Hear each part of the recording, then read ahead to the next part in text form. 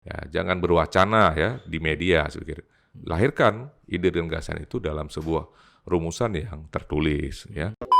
Kira-kira kenapa nih Barat Selatan sampai hari ini masih apa ya, kok saya bilang terbelakang, nanti tersinggung pula orang Barat Selatan dibanding Pantai Timur ya.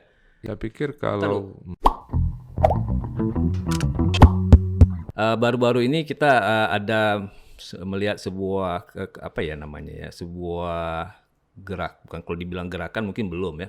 iya, Tapi ada semacam wacana untuk membangkitkan kembali daerah Barat Selatan. iya, Yang betul. wacana yang digagas oleh tokoh-tokoh Barat Selatan, Ya, termasuk para PJ yang hari PJ, ini memimpin betul. kabupaten-kabupaten. Nah, Pak Fuadri ini sendiri kan dari daerah sana nih. Iya. Nah, Pak Fuadri ini kira-kira melihat hal tersebut tuh gimana nih? Misalnya melihat, iya ada kumpul-kumpul lagi nih orang-orang, ada ingin meningkatkan apa ya istilahnya kemajuan mungkin ya Iya, kita sebut betul. Barat Selatan. Ada gimana pendapat Pak Fuadri ini? Ya, saya tetap melihat ini sebagai sebuah upaya yang positif, ya. Terutama ide dan gagasan ini dilahirkan dari beberapa daerah, khususnya para penjabat, ya, para penjabat yang ditunjuk oleh pemerintah pusat, yang dalam kesempatan yang terbatas, mungkin mereka diberikan amanah untuk memimpin daerah ini lebih kurang ya 1 tahun lah Tahun kalau ya. kita OPJ lihat ini 1 dari tahun ya. SK, ya. Tapi Kalau nanti bisa memang diperpanjang. ya kalau memang dinilai mereka itu berhasil, mampu ya menjalankan tugas pemerintahan, saya pikir bisa saja diperpanjang, ya. Nah, tapi juga ada kemungkinan juga dievaluasi dan digantikan yang lain. Nanti mana tahu DPR-nya pengen ganti yang lain, ya bisa saja, Iya. ya. Karena pun kebanyakan yang PJ-PJ ini bukan yang seperti yang diusulkan ya. Iya, artinya PJ ini kan tidak mengemban amanah ya mandat konstitusi, artinya mandat dari rakyat, ya. Iya, iya, iya. Orang yang ditunjuk lah namanya, ya. Nah, jadi mereka tidak ada ya modal politik dukungan dari rakyat itu kan tidak ada, ya. Jadi mereka hanya sebagai pelaksana tugas dari pemerintah pusat. Nah, selama waktu tertentu, saya pikir. Iya, iya. Nah, jadi gagasan-gagasan ini, saya pikir ini hal yang positif untuk didiskusikan. Karena selama ini pun, selama kepemimpinan pemerintahan daerah yang definitif pun, ide dan gagasan ini kan masih sifatnya parsial, Iya. ya. Ya, masih sendiri-sendiri, ya. Nah, ini kan tidak salahnya ini mereka duduk berkumpul, ya, mencoba untuk saling melemparkan ide dan gagasan, ya. Ya, mudah-mudahan ide dan gagasan ini dapat terus dibicarakan dengan semua stakeholder, tidak hanya dari kalangan eksekutif saja, tapi dari kalangan dunia usaha, kemudian juga dari kalangan legislatif juga, beserta semua pihak, termasuk pihak pemerintah Aceh dan juga pihak pemerintah pusat. Nah, sehingga apa yang memang sudah digagas tadi menjadi sesuatu ide yang lebih integratif lah, ya. Integratif dengan kebijakan pemerintah pusat, pemerintah provinsi, dan pemerintah kabupaten kota. Nah, partai politik sendiri apa mendukung ini secara resmi? Tapi saya belum melihat ada pernyataan-pernyataan dari partai politik, atau dianggap belum saatnya keluarkan pernyataan Ya, karena isunya belum kita begitu sampai besar ya. sejauh ini kan hanya mendengarkan ya wacana-wacana, Iya. ya. Ide dan gagasan ini kan belum dilahirkan dalam sebuah rumusan akademik, ya, yang memang dilakukan melalui sebuah kajian yang matang, ya.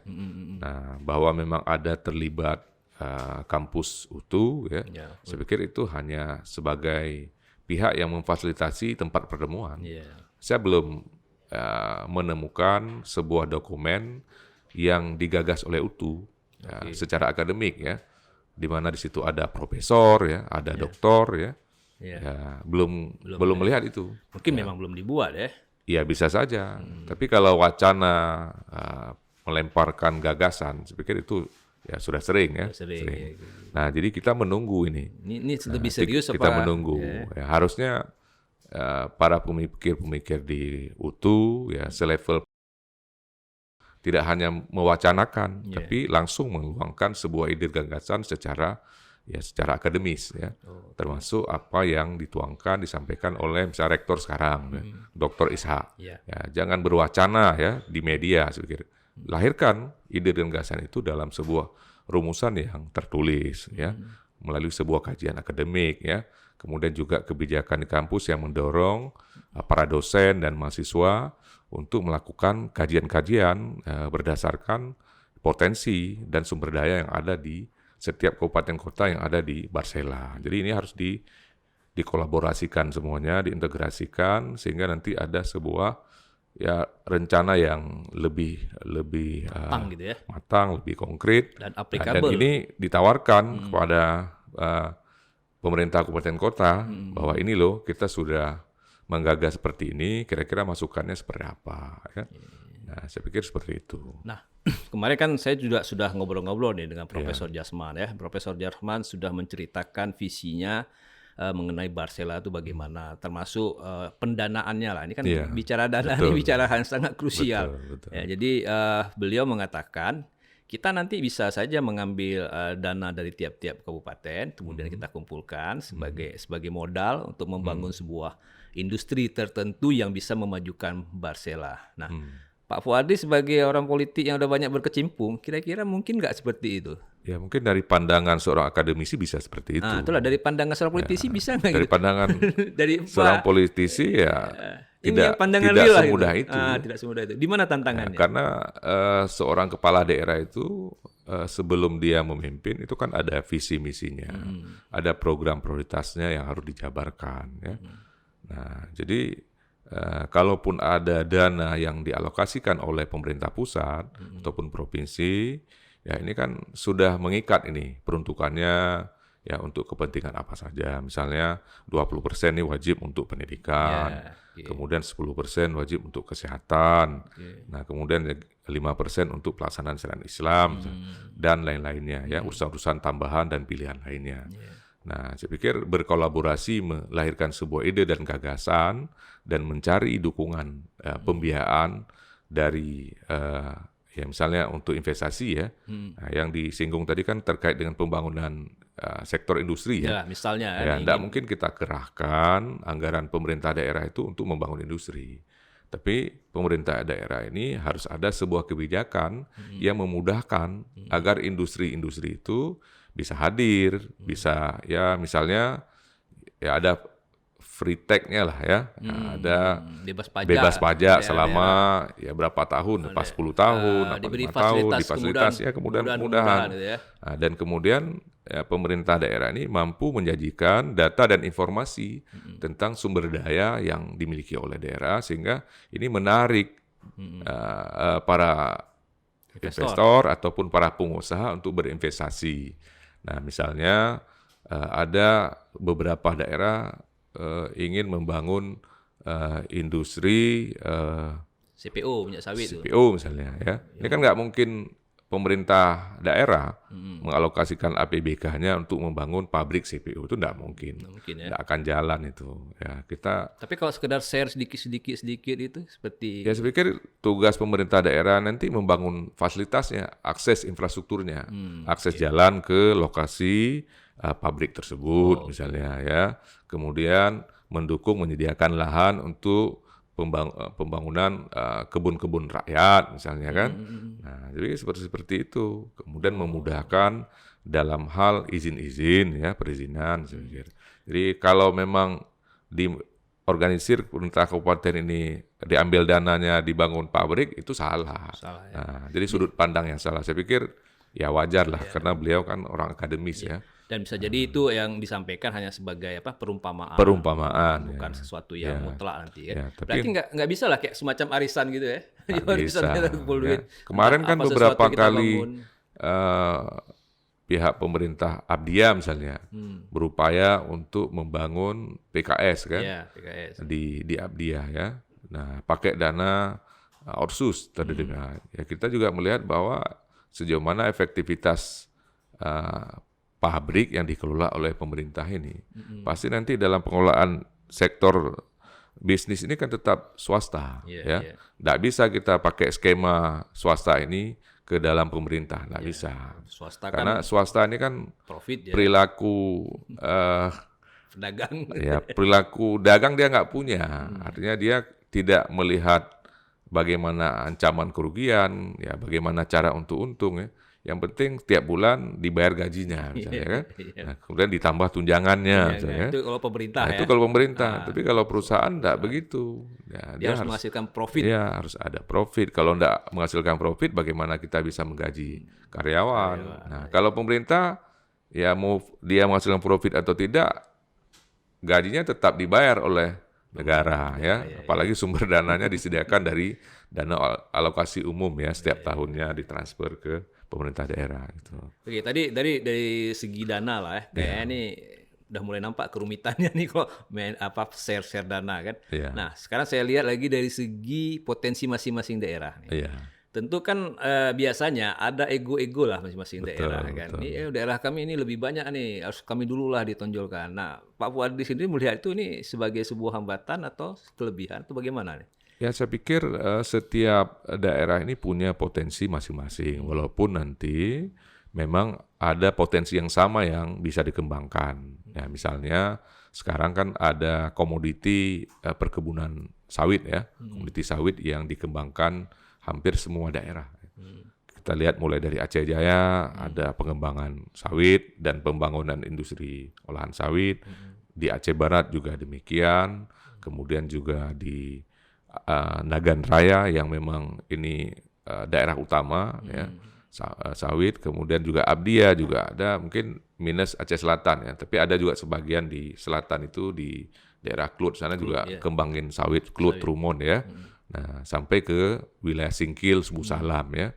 Nah, saya pikir potensi yang sama ini, sumber daya yang sama ini kan bisa dikolaborasikan, integrasikan menjadi sebuah kawasan ya, klaster industri sawit ya. Klaster Jadi kan sebagai sebuah klaster. Jadi enggak apa-apa setiap daerah ini sama membangun ekonominya, enggak masalah. Cuma nanti bagaimana diatur ya, mungkin infrastrukturnya untuk industrinya ini, industri apa saja yang harus disediakan. Nah, selama ini kan baru di tingkat industri olahan pertama, dari buah kelapa sawit diolah menjadi CPO. Sedangkan industri turunan ini kan belum ada. Nah, ini yang harus kita diskusikan. Kira-kira dengan stok bahan baku kita hari ini lebih kurang misalnya ada ya mungkin 250.000 ton lah per tahun misalnya. CPO ya. CPO ini ya. Nah, ini cukup enggak untuk membangun beberapa industri turunan. Nah, ini upaya ini harus kita lakukan secara bersama, mengundang para pihak ya industri ya atau dunia usaha untuk mau berinvestasi. Nah, apakah posisinya nanti ini layaknya di Nagan Raya atau di Abdia atau di Subu Salam ya, ini harus didiskusikan. Nah, tentu nanti keputusan ini akan diambil oleh para pengusaha tersebut. Itu dia menghitung dari sisi ketersediaan infrastrukturnya, akses untuk dia menuju ke daerah industri ini yang mana yang lebih mudah? Ke bahan baku dan ke Apakah pasar. misalnya dari penerbangannya nih mana yang lebih dekat ya. Kemudian kalaupun nanti ini harus dikeluarkan dengan menggunakan kapal ya. Ini pelabuhan yang sudah tersedia di mana ya. Ataupun ini cukup dengan darat ya, mungkin efektifnya seperti apa. Ini kan harus dihitung. Karena Aceh ini kan penduduknya kan terbatas. Jadi bukan daerah pasar utama kita ya. Karena penduduk kita kan hanya sekitar 5 jutaan ya. Nah, sementara pasar utama nanti yang mengkonsumsi ya produk-produk turunan dari sawit ini kan tidak cukup Aceh. Nah, ini kan harus dikirim ke luar Aceh, ke Sumatera, ke Jawa dan lain-lain saya pikir. Ya, saya pikir juga untuk untuk menetapkan mana wilayah-wilayah itu paling cocok memang swasta tuh yang menetapkan.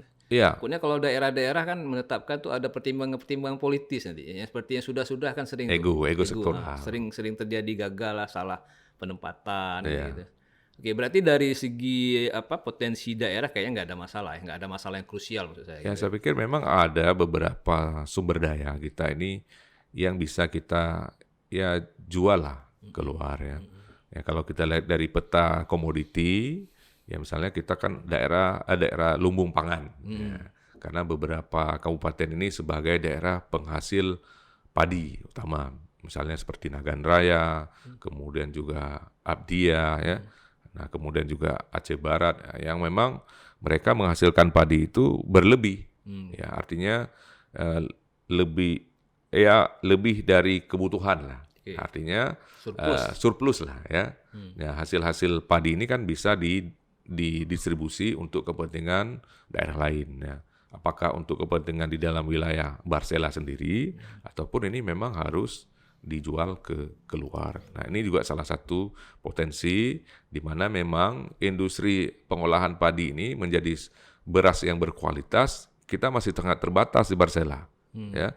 Nah, setahu saya beras berkualitas. ya beras berkualitas, beras premium ya. Oh, masih terbatas. Masih terbatas di daerah kita. Sehingga banyak pengusaha-pengusaha ini menampung hasil petani ini ketika mereka sudah panen, langsung turun ke daerah, bahkan bawa mesin pemotong padi, kemudian langsung timbang dan naik truk dan langsung dibawa keluar Aceh.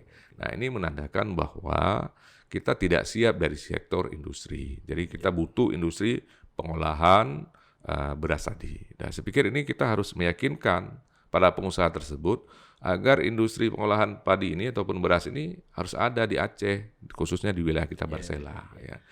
Jadi kalau menurut saya ide-ide yang Pak Fuade sampaikan sepertinya bukan ide yang baru. Karena dari dulu sudah pernah diwacanakan. Tapi ya saya nggak tahu kenapa belum bisa dieksekusi. Ngomong-ngomong, anggota dewan yang dari Barat Selatan berapa Pak di DPR Aceh? Kalau DPR Aceh kita ada 9. Dari total? Ya dari 81. 9. Ya. Nah, pertanyaannya apakah 12% ya? sedikit itu ikut mempengaruhi pembangunan di Barat Selatan? Nah, jadi secara pandangan secara politik apa? Ya saya pikir ini kan harus terintegrasi lah kebijakan yang dilahirkan oleh pemerintah ini antara provinsi dan kabupaten ya. Nah jadi pemerintah kabupaten ini juga harus memposisikan bahwa teman-teman di DPRA ini bagian yang penting untuk mendukung ya suksesnya pembangunan di sebuah daerah. Ya, seperti yang saya katakan tadi, kalau selama ini terkesan ini berjalan secara parsial, sendiri-sendiri, ya kalau memang kita ingin kuat nih harus terintegrasi.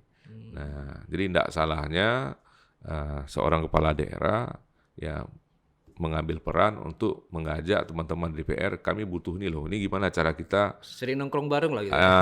Ya, ini masalah kita di sini ya. Nah, ini kan bisa dipresentasikan.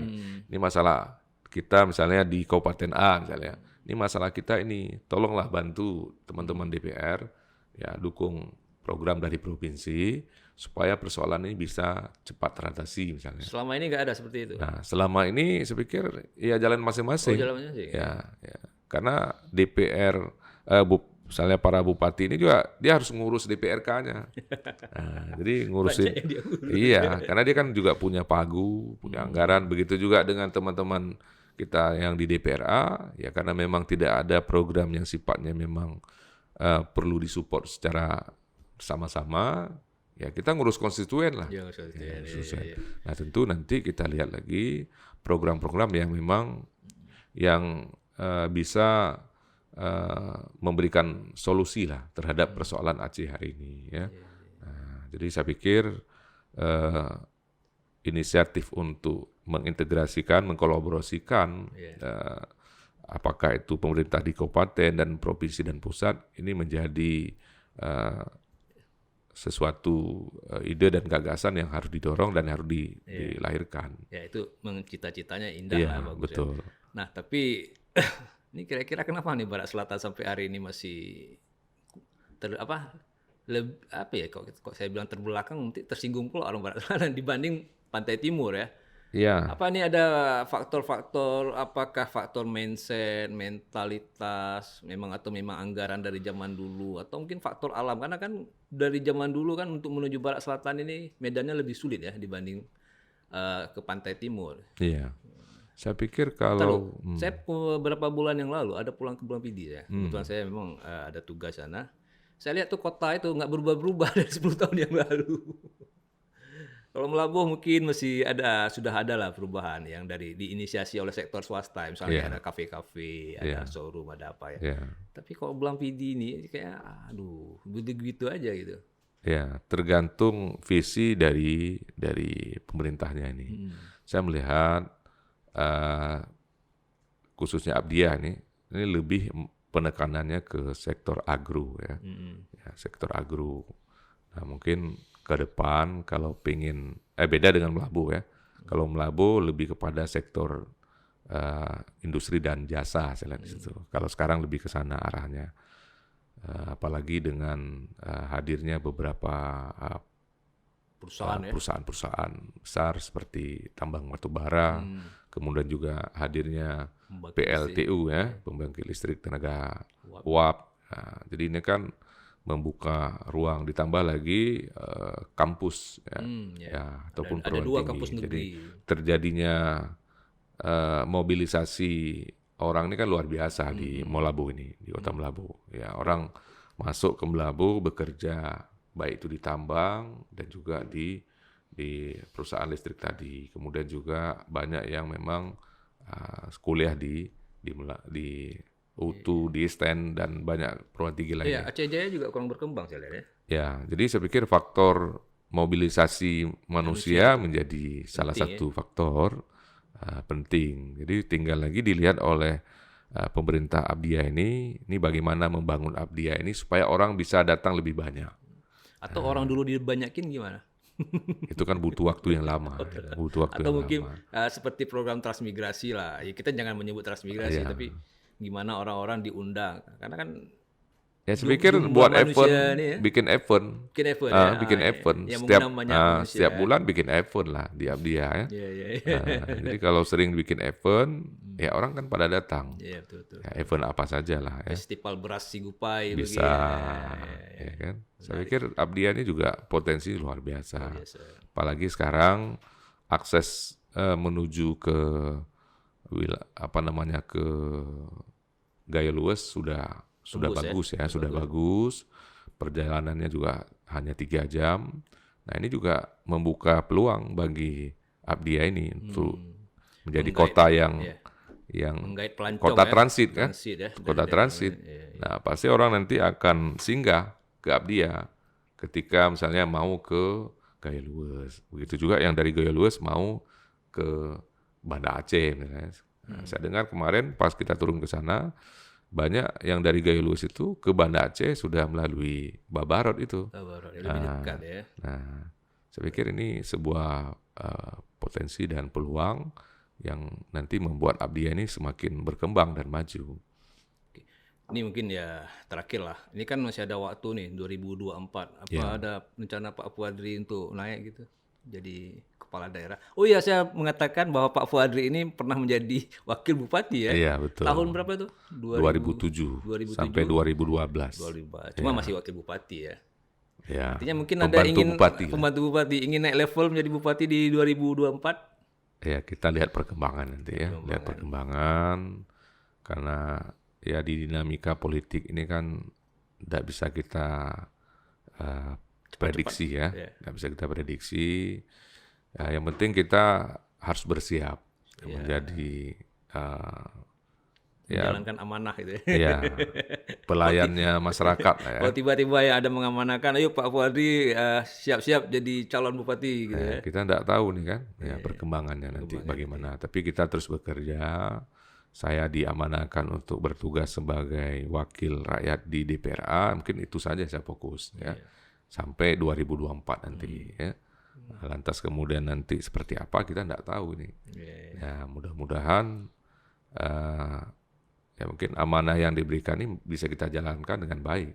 Tidak. Dan lebih baik lagi kalau jadi kepala daerah. Kalau kepala daerah ya saya pikir ini musibah juga itu. Amanahnya lebih berat, dibanding kita di DPR ya.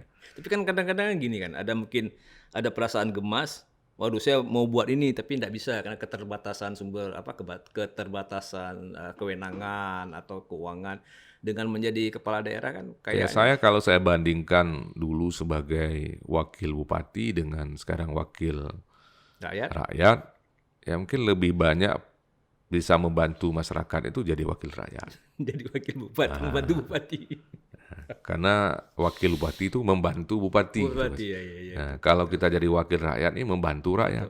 Jadi lebih nyaman di situ. Nyaman. Ya mungkin untuk 2024 ya mungkin kita tetap persiapkan untuk lanjut di wakil rakyat ya. Ya, kalau terkait dengan kepala daerah ya itu kita serahkan sepenuhnya lah ya kepada masyarakat di sana dan juga kepada partai politik yang nantinya punya otoritas untuk mengusung kepala daerah ya.